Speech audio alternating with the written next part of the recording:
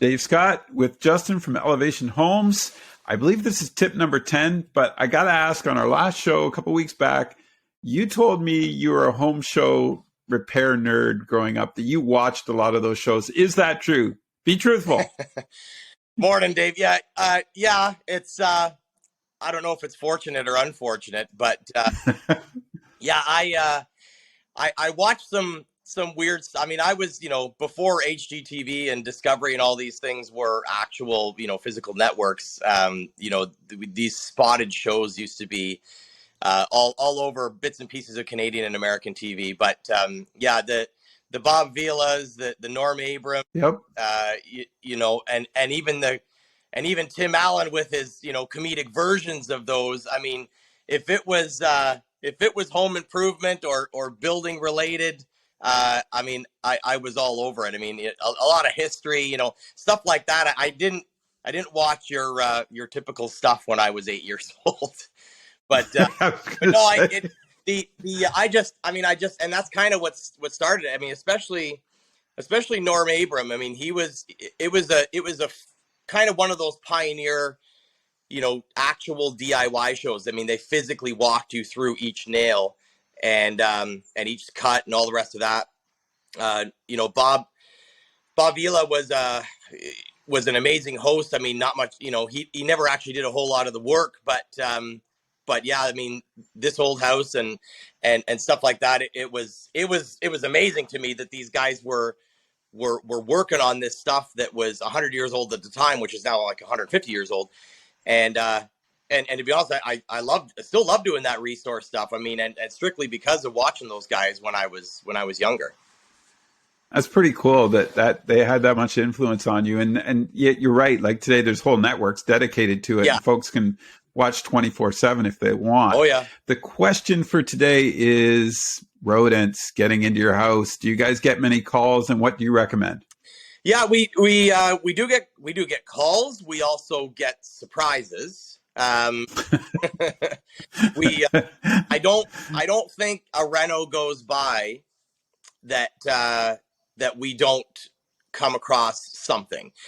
And I mean, it's been all the way from feral cats to foxes. I mean, the raccoons are probably the most prevalent. We've been working down at Turkey Point at a couple of cottages lately, and it's pretty much every single one.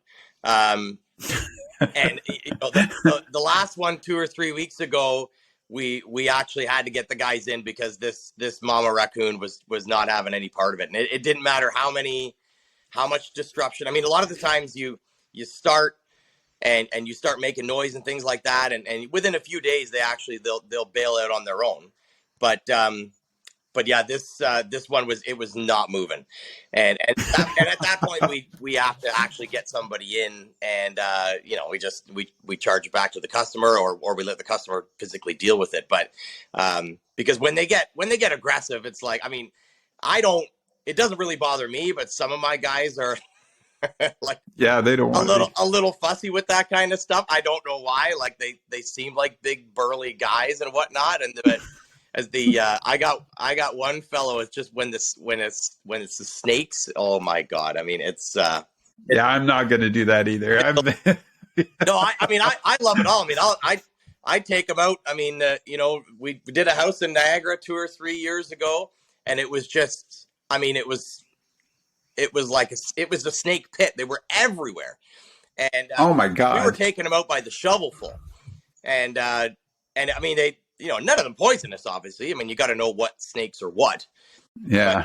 But yeah, and it's always a little bit of a nuisance, but never a job goes by if it's not insects. It's, the big one when it comes to the carpentry is the carpenter ants and the bees, that will tunnel into brand new lumber. Right.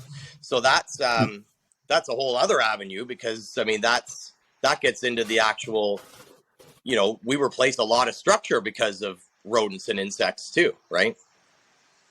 Where's the most common place that you find that they enter the house? Like, is there a gateway that we don't really realize that people should be more aware of? Yeah, typically you want to, especially on older homes, and Norfolk's not any shy having older homes. But the two major things, like I mean, the soffits. If you got trees around your house, the soffits are the huge one, because they actually they can feel that little bit of heat that gets emitted from the underside of that roof. And when it gets cooler like this, I mean, they're headed straight for it. I mean, they Wow. feel it way more than we do. It looks like a warm spot. I mean, I mean, you know, I think it was 12 degrees this morning, but that's enough. That's enough to set some of these animals into their, okay, we got to get ready, and they'll start looking for holes. The other, I mean, the basements and the crawl spaces are sort of the second biggest one. You just want to make sure that that, you know, all the way around your perimeter, that things are generally sealed up. And I mean, even if you see something that's the size of your fist, I mean, there's a pretty good sized animal that can get in through that. And I always tell people, like, at the very least, even if you don't want to get somebody in, I mean, just go to Home Depot and grab a can of spray foam, and I mean, anybody that Yep. stuff. Always sound advice from Justin from Elevation Homes. Justin, have a great week. We'll talk to you next Friday. Take care.